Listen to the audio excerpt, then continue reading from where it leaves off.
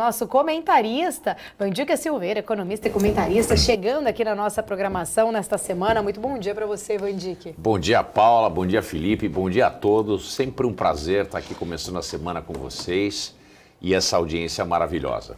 Vandica, para começar, né, não tem como a gente não falar sobre este conflito, inclusive, que a gente viu neste final de semana ganhando, acho que, uma proporção maior, inclusive trazendo muitos sinais de alerta. Eu até falei aqui um pouco mais cedo de uma fala que eu vi do Ray Dalio.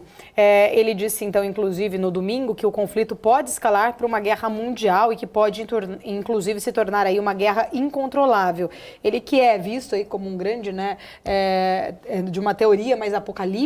Eu queria entender um pouco da sua visão, até onde esse confronto em si, né, do final de semana que a gente viu, inclusive, Hezbollah aumentando ainda mais a tensão, o fato de um temor ainda maior. Você acredita que a gente pode, sim, de fato, ter uma escalada desta guerra? O mercado está olhando para isso? Paula, nós temos dois fatores distintos para analisar aqui. Um é uma possível escalada da guerra, que é possível sim, tá certo? A entrada do Hezbollah pode aumentar a tensão, inclusive criar um fronte novo no norte de Israel. Isso não é descartado de forma alguma, mas ainda está contido, tá certo? Do outro lado, o outro fator a ser analisado é a fala do Ray Dalio. O Ray Dalio, ele é conhecido por falas, vamos dizer assim, um pouco mais extremistas, e muitas vezes eu me indago, né? Ele há pouco tempo atrás, um pouco mais de um ano atrás, escreveu um tomo super relevante que tomou conta do mercado, falando a respeito da China como a criadora de uma nova ordem global. Obviamente isso não aconteceu, não está em vias de acontecer, e ele errou feio. A China é realmente um país relevante, mas ela tem problemas estruturais gigantes. Então é muito difícil você fazer uma afirmação dessa. As minhas preocupações com as falas do Dalio são as seguintes: ou ele fala de coisas que ele não entende e se assusta, né, porque não conhece, ou tem um lado de mau caratismo, que gostaria que algo muito exótico acontecesse, né, eventos, né, de curvas muito longas, né, pontos muito longos na curva, que realmente dariam para ele, para o hedge fund dele, grandes ganhos, né? Toda vez que você tem volatilidade e eventos de pouca probabilidade, mas de grande impacto, hedge funds ou quebram ou fazem muito dinheiro. Talvez ele esteja apontando nessa ponta longa, né? Mas a gente nunca pode afirmar se é ignorância ou se é interesse pessoal. Agora, a preocupação real é a entrada do Hezbollah. Hezbollah é, de fato, muito bem armado, é muito mais organizado do que o Hamas, tem como estrutura principal por trás o Irã, que é um governo que usa petrodólares para financiar as atividades terroristas do Hezbollah. Então essa é a preocupação. Agora vamos fazer as contas. São 6 guerras ao todo, desde 1948, e diversas incursões. Inclusive, Israel ocupou o sul do Líbano até o ano 2000. E a gente não pode descartar tudo isso. Nunca em nenhuma dessas instâncias houve uma guerra global. Então, a estatística está do lado de piorar, mas piorar a um ponto de que a gente não tenha nenhum tipo de guerra global trazendo as grandes potências. E vale notar o seguinte: os estudos do Jacek Kugler, professor de economia, de teoria dos jogos e política internacional, né, apontam o seguinte, nas palavras do professor Jacek: guerra entre anões nunca trazem os gigantes para dentro. Israel, por mais interessante que seja, o Líbano, por mais interessante que seja, do ponto de vista histórico, são nações relevantes, mas anãs, que não trazem os gigantes da política global para dentro dessa seara. Existe uma hierarquia global que hoje é dominada pelos Estados Unidos, tem sido dominada pelos Estados Unidos desde o final da Segunda Guerra Mundial e depois com a criação de Bretton Woods e uma série de outras instituições globais, tá certo? E jamais algum tipo de guerra local entre pequenos players trouxe uma conflagração de uma guerra entre as grandes potências. Temos muito assunto ainda para comentar, viu, Vandic, sobre este tema. Eu quero só trazer agora aqui para a nossa conversa o Sérgio Mastrangelo, que é responsável por agronegócio na Ativa Investimentos. Sérgio, seja muito bem-vindo aqui à BMC News. Muito bom dia para você. Obrigada pelo seu tempo. Bom dia, obrigado pelo convite. Obrigada. Sérgio, eu estou pegando esse gancho, né, inclusive, deste conflito, desta tensão que vai aumentando, inclusive acho que a gente viu principalmente aí aumentando nos últimos dias por conta do envolvimento, não só do Hezbollah, mas também acredito, né, ali na possibilidade, na questão, né, quando é levantada a possibilidade do Irã entrar neste conflito, traz toda uma tensão em relação principalmente à questão do petróleo, né, e os impactos que isso pode acabar trazendo. Há ali, inclusive, a gente viu isso na sexta, né? O fato ali só realmente ali do Irã sinalizar ainda mais um não envolvimento direto, mas indireto, fez com que o petróleo subisse bastante na sexta. Hoje está tendo uma correção.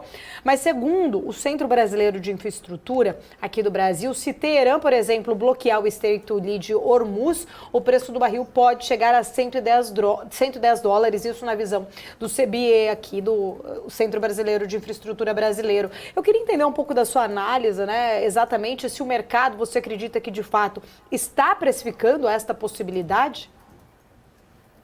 Exatamente. Eu acho assim, o que aconteceu, né, principalmente comparando com a invasão russa à Ucrânia, é que de fato teve uma interrupção, a ideia dessa parada, né? Commodities é muito isso, né? A gente olha preço, a gente olha na verdade fluxo, né? E esse evento, né, esse ataque terrorista que foi feito pelo Gaza, a princípio ele não altera a questão nem mesmo de produção, muito menos de fluxo. O que talvez a primeira reação foi que o petróleo estava de fato caindo, mas caindo muito mais sob uma expectativa de demanda, falando um pouco da questão da possibilidade de uma recessão mais forte, ou melhor dizendo, até a recessão que tanto se falou há mais de um ano que viria. Talvez né, o pessoal está jogando sempre para frente, e o petróleo, eu acho que com essa última alta de taxa, começou a precificar que a recessão de fato viria. Então, pegou o petróleo um pouco caindo. No primeiro momento, o que o mercado reagiu foi que existia já uma expectativa, que vinha até de antes da invasão russa à Ucrânia, de que os Estados Unidos iria buscar alguma solução para o aumento do preço do petróleo, e principalmente preocupado com a questão da inflação americana, que seria olhar para pontos em que você teria uma solução mais rápida, né? Ele olhou principalmente para dentro de casa a questão da produção interna, mas por questões de financiamento e ambiental não era uma solução. Venezuela precisaria ter todo um investimento em infraestrutura. O curto prazo sempre foi o Irã, né? A possibilidade de você conseguir chegar a um acordo e retirar os embargos à exportação de petróleo iraniano. Então, começou a ter uma conversa que estava evoluindo, né? E aí a configuração toda mudou, né, quando Israel começou a se aproximar da Arábia Saudita, e de fato, assim, tudo indica, os indícios, né, são de que a operação que foi feita pelo Hamas teve sim o apoio, né, do Irã. Então, acho que no primeiro momento tirou da frente essa possibilidade de que um acordo poderia ser feito entre o Irã e os Estados Unidos. Isso acho que foi a primeira grande reação. Agora, para frente, de fato, a preocupação é que se a guerra escalar, e como você bem mencionou, quando começa a falar do Irã, né, a preocupação do petróleo ela aumenta. E principalmente porque o Irã, assim, a princípio, ele tem uma postura de estar fazendo uma espécie de uma guerra por procuração, né? Ele vai lá, ele incentiva, ele financia, ele ajuda a organizar, mas ele, até o momento, não parece que ele vai se envolver, vai se engajar diretamente na guerra. Então, eu acho que enquanto isso estiver ok, assim, você vai ter uma situação um pouco mais tranquila. Sérgio, bom dia para você. Felipe Nascimento falando agora. Dia, a gente Felipe. sabe que no cenário de energia também tem um alerta bastante importante em relação ao gás natural na região, né? Principalmente depois que Israel instruiu ali a Chevron a interromper as suas operações. Seja então no petróleo, gás natural, o cenário de energia pode sofrer interrupções, ser inflacionário, trazer consequências negativas no ambiente global. por conta desse conflito, principalmente por conta da região onde esse conflito está se dando?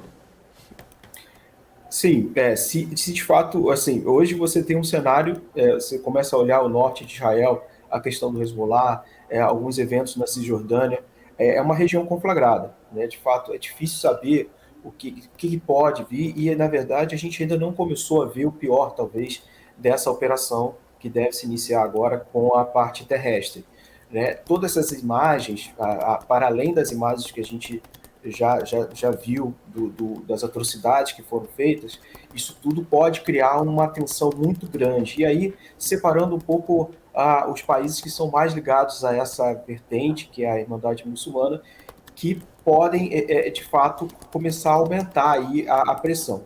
Talvez um pouco diferente do que a gente viu em Rússia e Ucrânia, é que os Estados Unidos, não que a Ucrânia não seja importante, mas Israel é uma relação muito mais forte, né? Assim, os Estados Unidos deixou um pouco mais a Europa, né, tocar essa questão de Ucrânia e Rússia, mas a questão de Israel e Oriente Médio, principalmente Israel, ela é muito importante para os Estados Unidos, né? E ela tem uma questão, falando de democracias, uma certa pressão interna de que, de fato, os Estados Unidos ele deveria se engajar mais e está fazendo, né, através do envio de porta-aviões e tudo mais. Então, existe sim essa preocupação do lado, digamos assim, da oferta e a interrupção, né, como a gente viu na questão da Rússia com a Ucrânia. Por um outro lado, hoje existe um outro lado que está sendo visto, que é a questão da demanda. E aí entra as duas economias, né, Estados Unidos e China. Estados Unidos, de fato, está aumentando essa perspectiva do hard landing, né, que tanto se falou, né? A gente viveu aí, o petróleo ele se recuperou. O petróleo, do ponto de vista de um ativo que o mercado financeiro busca como hedge, como diversificação, ele tem muito essa pegada de atividade, de crescimento. Então, usa-se muito tanto comprar e vender petróleo, como uma posição relativa a essa questão de crescimento. O petróleo estava um pouco largado enquanto se discutia muito a possibilidade de uma recessão americana. Como ela foi sendo adiada, e os números continuam vindo fortes, só que com principalmente esse aumento mais recente de taxas, principalmente taxas longas, começou a ter a expectativa de que, olha, ela vai ter que vir em algum momento, e aí o petróleo, do lado da demanda, ele fica um pouco largado, digamos assim. E a China também, até o momento, tem feito alguns estímulos pontuais, é como se ela tivesse um botão que ela vai lá e aperta de vez em quando. Ela não tem feito nenhum grande estímulo, né, com medo digamos assim, desse estímulo vazar, né, para uma área que ela não quer, que é a área que ela está, digamos assim, desalavancando, que é todo o setor imobiliário chinês. Por isso que ela, como se ela não quisesse jogar muita água, para a água não vazar para esse setor que ela quer, na verdade, desacelerar, que ela quer desalavancar, melhor dizendo. Só que ela quer fazer isso sem deixar a economia chinesa cair muito. Então, são esses dois lados da demanda que estão sendo vistos, né? Assim, então, é uma equação hoje, até a minha expectativa para petróleo, ela é neutra. Tá? Eu não vejo... agora, com certeza, quando a gente olha petróleo e ouro, são dois ativos que têm um componente geopolítico, né? Como uma espécie de um hedge para essas carteiras globais. Né? Perfeito. Sérgio, a gente, claro, fala, né, dessa elevação nos preços das commodities, principalmente por conta de algumas instabilidades, mas acaba que, se a gente for olhar, né, essa elevação no preço da commodity pode trazer um fluxo maior aqui para o Brasil, pode trazer um benefício na balança comercial. A gente até viu, né, esse arrefecimento no preço do dólar, o real se valorizando no cenário internacional. Diante dessa perspectiva, além dos benefícios para as empresas da Bolsa que negociam o petróleo, a gente pode ter um fluxo maior aqui para o Brasil, uma melhora no ambiente de câmbio por conta desses preços mais elevados das commodities. E aí, se essa perspectiva, né, que a Paula comentou ali mais cedo, do petróleo disparar, se houver qualquer tipo de movimentação um pouco mais enfática na região, isso pode ser benéfico aqui para o Brasil em termos de balança comercial? Sim, se fala muito no mercado, né, que o Brasil ele exporta 3 produtos, né, soja, minério e juros, né, são os 3 produtos que são importantes para a gente. Todos esses, né, juros, soja, minério, todos são em patamares bem elevados, assim, e isso é muito bom. A balança realmente tem sido muito positiva. O que está começando a adicionar como um produto importante, de fato, é petróleo. Né? Com o aumento da produção do pré-sal, você está tendo um aumento de exportação, e isso tem sido muito positivo. Né? A nossa capacidade de refino ela tá parada já há algum tempo, né? E de fato você tem aí um aumento dessas exportações. Isso é muito positivo, isso pode ajudar principalmente a segurar o câmbio. Né? Agora, falando especificamente do dólar, semana passada chamou bastante atenção a volatilidade do câmbio. Né? Todo exportador, de fato, ele se beneficia de preços de dólar alto, né? Por motivos de receita, aqui, de trazer uma receita em reais maior, né? Em função do câmbio. Mas a volatilidade ela não é positiva, tá? Porque quando a gente opera, assim, operadores de mercado, eles olham a volatilidade como uma oportunidade. Mas para quem vive de fluxo, né, no caso, empresas que de fato exportam, isso é muito ruim, porque isso pode causar perdas em relação a uma margem esperada de negócio e principalmente aumenta o custo de hedge, né, de proteção contra essas oscilações. Então, assim, esse aumento da volatilidade é algo que preocupa, e eu acho que tem a ver com todo esse cenário, tanto de política monetária americana, quanto de questão de geopolítica. Né? Os fluxos realmente eles estão um pouco agitados aí. Mas sempre lembrando que o Brasil ele tem uma posição positiva nesse cenário. Né? A gente é um país que está distante dessas áreas de conflito, e somos uma democracia, né? Temos instituições e tal, ele é sempre visto como algo positivo.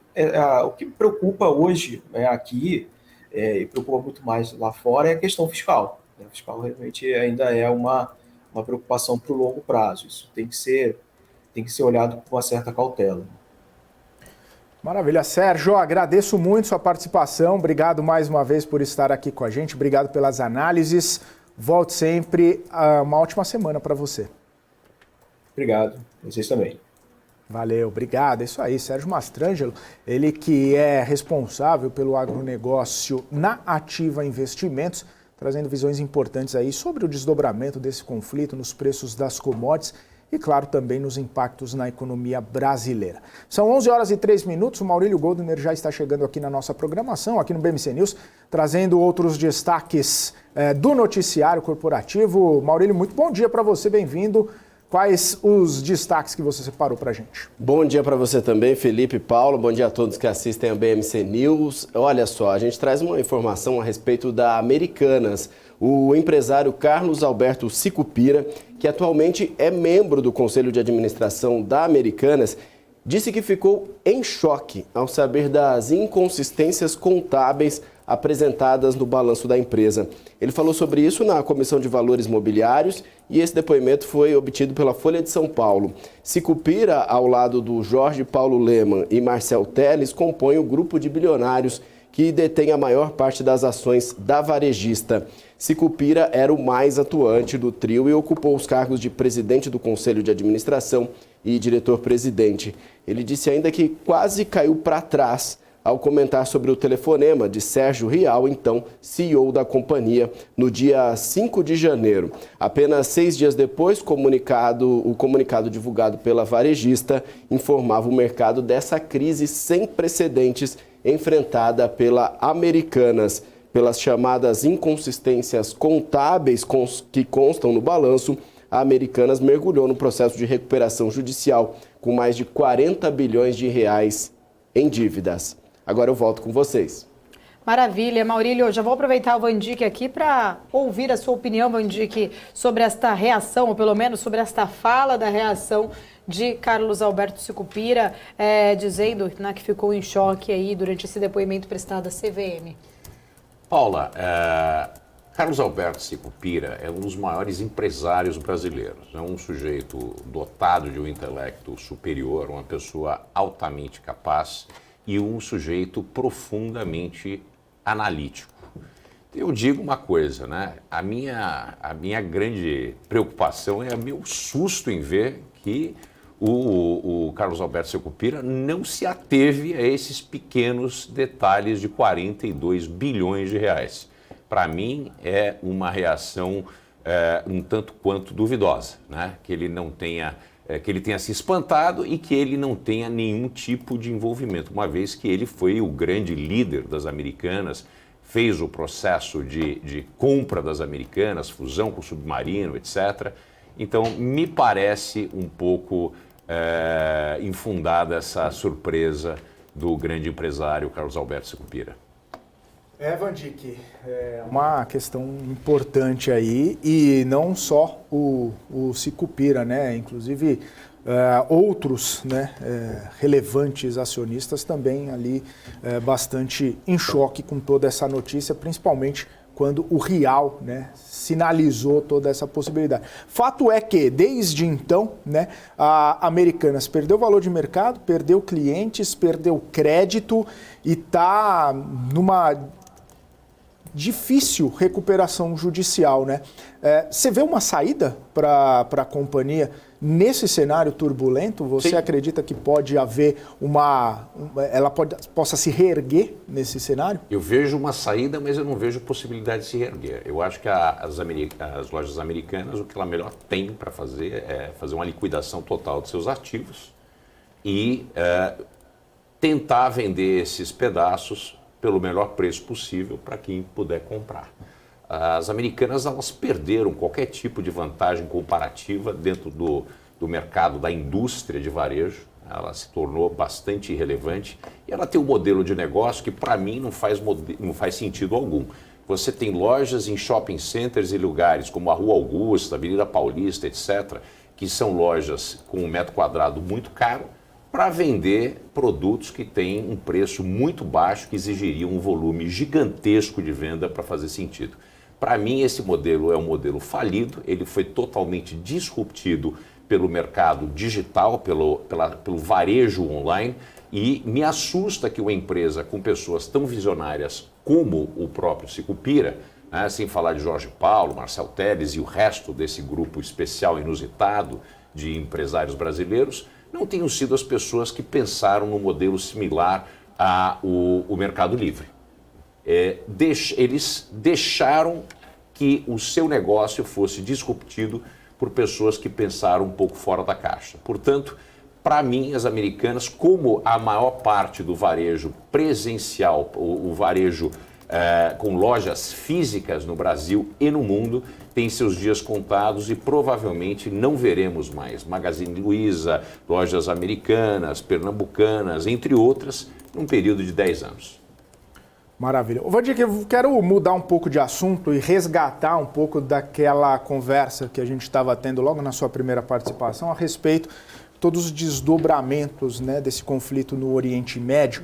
E no último fim de semana a gente viu uma movimentação bastante interessante, né? Estados Unidos e China demonstrando um interesse, né, por uma solução, um cessar-fogo ou qualquer tipo de movimentação que acabe com o conflito lá no Oriente Médio.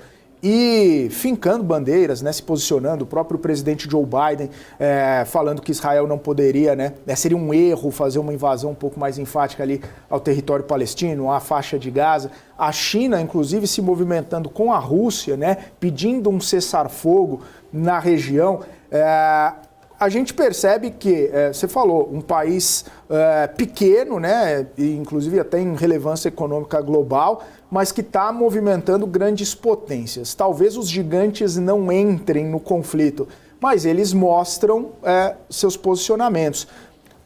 China e Estados Unidos, a gente sabe da tensão que tem entre os dois países. Como que você avalia a entrada ou a possível entrada deles nesse conflito, seja, e me parece, ambos no mesmo lado, né, que em prol de Israel e até mesmo contra o Hamas? Felipe, é muito importante essa pergunta pelo seguinte: tanto China como os Estados Unidos são impactados diretamente, positivamente e negativamente, pela paz ou conflito no Oriente Médio. Israel sendo protegido pelos Estados Unidos, né, sempre existe essa iminência de que os Estados Unidos podem entrar na confusão. Os Estados Unidos nunca entrou na confusão diretamente. Ele usa Israel como uma proxy, né, e a gente utiliza esses investimentos e doações e auxílio a Israel para fazer com que o Estado judeu permaneça, porque senão teria sido obliterado já, né? Já tivemos mais de 6 nações árabes atacando simultaneamente Israel. A gente não pode esquecer que Israel jamais atacou alguma nação sem ser provocado, sempre foi vítima de ataques e aí retaliou. A proporcionalidade desses ataques ou desses contra-ataques sempre foram questionados. E, na verdade, Israel, para mandar uma lição, para evitar a segunda, terceira, quarta, oitava rodada do jogo com agressões não provocadas, Israel tende a ser mais desproporcional na sua retaliação. Eu não vejo nenhuma possibilidade, no momento, de uma entrada de uma das grandes potências, ou China ou os Estados Unidos, diretamente, fisicamente, dentro de Israel para evitar qualquer conflito. Isso jamais aconteceu e não é necessário. Israel tem mais do que capacidade de combater em vários frontes e as ameaças atuais. A grande preocupação de ambos é que isso se alastre para uma potencial entrada do Irã, o que eu acho que é possível, mas não provável. O Irã tem muito pouco para ganhar e ele tem a sua proxy na milícia armada, os terroristas do Hezbollah, que atuam como se fossem o Irã. O que o Irã queria, ele conseguiu, que era evitar uma aproximação de paz e um compacto de desenvolvimento comercial entre Israel e a Arábia Saudita. Isso acabou, não tem chance no horizonte curto, provavelmente nem no horizonte de médio prazo, e era a grande preocupação do Irã essa aproximação. Eles conseguiram, eles ganharam essa parte, eles realizaram essa meta que eles tinham para fazer com que o Hamas, porque o momento do ataque foi muito propício, né, para desalinhar as expectativas dessa paz e compacto comercial entre duas nações que estão, vamos dizer assim, em guerra desde 1948. Né?